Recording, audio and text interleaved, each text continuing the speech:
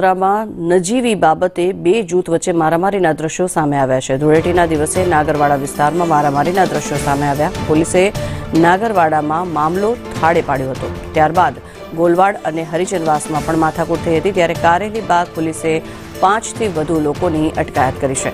કારેલીબાગ પોલીસે વધુ કાર્યવાહી સમગ્ર મામલે હાથ ધરી છે। મહત્વનું છે કે ધૂળેટીનો તહેવાર હતો તે દિવસે જ આ સમગ્ર ઘટનાઓ સામે આવી છે। ત્યારે ગોલવાડ અને હરિચંદવાસમાં માથાકૂટ થતા સામસામે મારામારીના દ્રશ્યો સામે આવ્યા છે। ત્યારે કારેલીબાગ પોલીસે 5 થી વધુ લોકોની અટકાયત કરી છે।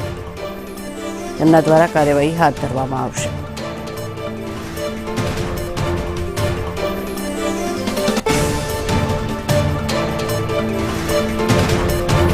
વડોદરાની આ ઘટના કે જ્યાં ધૂળેટીના દિવસે નાગરવાડા વિસ્તારમાં મારામારીના આ દ્રશ્યો સામે આવ્યા છે, જેને લઈને પોલીસ દ્વારા કાયદેસરની કાર્યવાહી હાથ ધરવામાં આવી છે। પોલીસે નાગરવાડામાં મામલો થાળે પાડ્યો।